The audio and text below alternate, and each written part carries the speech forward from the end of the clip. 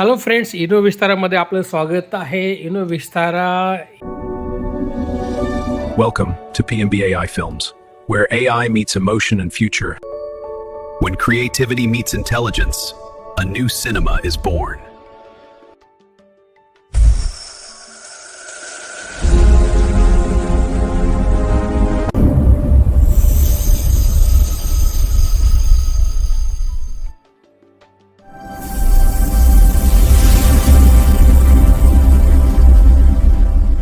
ही एक book readers, knowledge leaders आणि इनोव्हेटर्सचं YouTube channel आहे.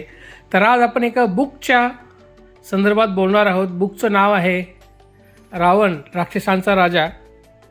हे लिखित आहे शरद तांदळे यांच्यातर्फे. तर हे बुक वाचलेलं आहे प्रतिभा पाटीलनी. तर तिचे आपण विचार आणि व्ह्यूज ऐकणार आहोत पहिल्या चॅप्टरवरती. तर तुला काय वाटतं रावणाबद्दल, म्हणजे ह्या पहिल्यांदा या बुकबद्दल सांग. रावण राजा राक्षसांचा शरद तांदळे यांच्यासोबत यांनी लिहिलेलं जे बुक आहे, इरा पब्लिकेशन त्यांचं आहे स्वतःचं.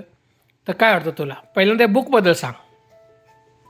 ॲक्च्युली आपण ज्यावेळेस रामायण वाचतो त्यावेळेस आपण एक पाहतो की म्हणजे आपण नेहमी रामाची बाजू पाहतो की तो कसा नायक आहे.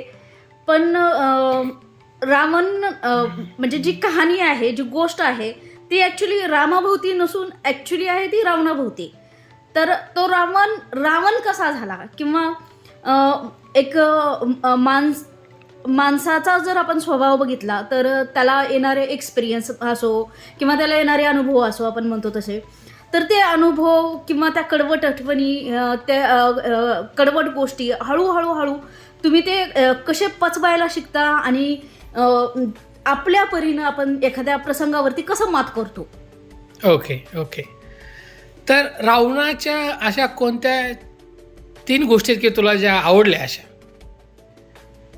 मला स्पेशली असं सांगावं वाटेल की आपण जर रामायण वाचलेलंच आहे तर की एक दिसतं की रावणानं त्याच्या जे नातेवाईक आहेत तर त्यांना जपण्याचा पुरेपूर प्रयत्न केलेला आहे.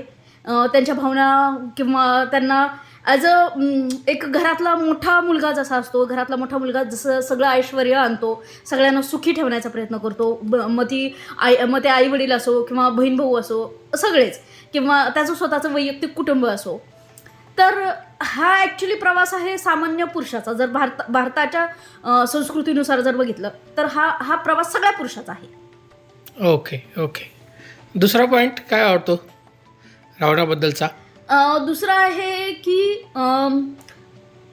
काही म्हणजे भले त्यानं एक गोष्ट आता नव्यानं लोक विचार मांडत आहेत की तुम्हाला जर फसवायचं आहे तर तुम्ही साधूचा वेश घ्या, त्याच्याशिवाय लोक फसत नाहीत.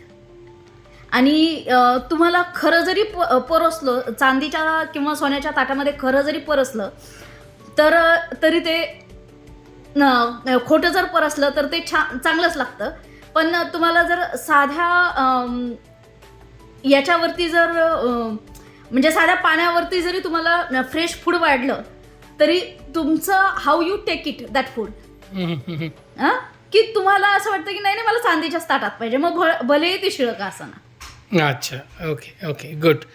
तर ह्या जे बुक आहे रावण राक्षसांचा राजा, शरद तांदळे यांच्याकडून लिहिलं गेलेलं, पहिला चॅप्टर काय होता, काय आहे त्याच्यामध्ये स्पेशल असं? पहिलं चॅप्टर मला अतिशय आवडला. मला एकदम माझ्या लहानपणाची आठवण झाली की सारवलेलं अंगण, काढलेले, म्हणजे आश्रमाचं वर्णन आहे ॲक्च्युली ते.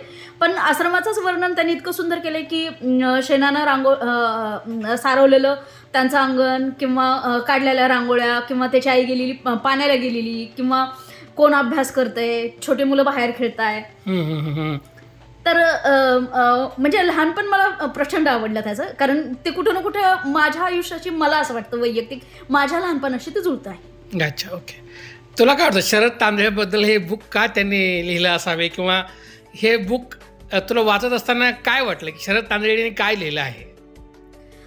Actually he is a brilliant writer. One thing I am going to tell you really. असा त्याच्या मी रावण का रावण आहे किंवा मी रावण काय म्हणायचं विलन नसून नायक कसा आहे, मी त्या याचा खलनायक नाही आहे, मी नायक आहे असं ज्यावेळेस पुस्तक वाचतो आपण त्यावेळेस रावणाला नव्यानं समजून घेणं किंवा जसं की मी मगाशी म्हणले की सामान्य लोकांचा जसा प्रवास असतो की काही गोष्टी गळून पडतात, काही अहंकार असतात, काही स्वाभिमान असतो, काही तत्व असतात. तर ज्यावेळेस आपण पुस्तक वाचतो त्यावेळेस एक कळतं की बऱ्याच साऱ्या गोष्टी अशा असतात की माणूस संधी साधू बनतो, कधी कधी माणूस कधी कधी तत्वासाठी लढतो, माणूस कधी कधी स्वतःसाठी लढतो. तर एक पुस्तक आहे वपू काळेंचं आपण सारे अर्जुन, आपण प्रत्येक गोष्टीसाठी लढत असतो. अच्छा, ओके. तर तुझं असं म्हणणं आहे की प्रत्येकाला आपली बाजू असते. प्रत्येकाला आपली बाजू असते, प्रत्येकजण आपल्या आपल्या आपल्या कहाणीमध्ये नायकच असतो. That is true. I agree with your point. तर आजचे जे मुलं जे आहेत ह्या रावणाकडनं अशा कुठल्या 2 गोष्टी त्यांना, तो पण नायकच होता, कारण जर रावण नसला असतं तर रामायण झालं नसतं, ही पण गोष्ट तेवढीच खरी आहे. तर रावणाकडनं अशा कुठल्या 2 गोष्टी आहेत की प्रत्येकानं शिकलं पाहिजे, चांगल्या गोष्टी? मला ॲक्च्युली आठवत नाही. असं कोणीतरी म्हणलं की तुम्ही गरीब घरात जन्मणे हा तुमचा दोष नसतो, पण तुम्ही मरेपर्यंत तुम्ही जर गरीबच राहायला असाल तर हा तुमचा दोष असतो. असं बहुतेक बिल गेट्सनं म्हणलेलं आहे हे वाक्य. अच्छा. तर रावणाकडे जर पाहिलं तर रावणानं पण ते ज्यावेळेस त्याला झिटकारलं गेलं वडिलाकडून की तू माझा मुलगा नाही आहे किंवा तुला संपत्ती नाही आहे, तर त्यानं ते शून्यातून उभं केलं. अच्छा. त्यानं ती लंका कमवली त्याची. तर आत्ता जर नव्या पिढीला जर सांगायचं असेल तर गेट इन्स्पायर लाईक दॅट, की तुम्ही जरी गरिबाच्या घरात जन्मलात तरी तुम्ही श्रीमंत होऊ शकता. तुमच्या मेहनतीनं तुम्ही प्रयत्न करा आणि तुम्हाला पाहिजे ते तुम्ही अचीव करू शकता. आणि दुसरी गोष्ट अशी की तत्व तुमच्या आयुष्यामध्ये असणं, तत्व हे तत्व असतात ना, ते चुकीचे असतात ना ते बरोबर असतात. ओके. तर तुमचं जीवन जगण्यासाठी तुम्हाला एक तत्व पाहिजे. बरोबर आहे. तर तू म्हणल्यासारखं आपण सारे नायकच, आणि प्रत्येकजण हा नायक असतो आपल्या आपल्या स्टोरीतला, आपल्या आपल्या जर्नीतला. तर ह्या प्रत्येक नायकांना त्यांच्या नायकांच्या लिडरशिपसाठी काय म्हणू, त्यांनी केलेल्या कामासाठी अभिनंदन करून तुझा हा वेळ दिल्याबद्दल. तर आपली ही जी सिरीज जी आहे विस्तारावरती, this is about education, learning, innovation, research and application and skill development. Okay. आणि या चॅनलवरती बुक्स आणि तर आपली सिरीज जी आहे बुक्स, रीडर्स आणि प्रतिभा टॉक्स, तर ह्या आपल्या सिरीजचं नाव आहे. तर याच्यावरती वेगवेगळे रीडर्स येतील, रायटर्स येतील आणि त्यांचे विचार ते आपल्या चॅनल थ्रू मांडतील. कारण बुक जे लिहिलेलं आहे बरोबर, परंतु प्रत्येकाचा विचार, प्रत्येकाचं आकलन वेगळं असू शकतं, त्याच्या प्रकारे वेगळा विचार त्याच्यावरती मांडू शकतो. तर आजच्या पहिल्या एपिसोडमध्ये थँक्यू प्रतिभा तू सांगितल्याबद्दल. तर मित्रांनो, आजचा जो थँक्यू सो मच.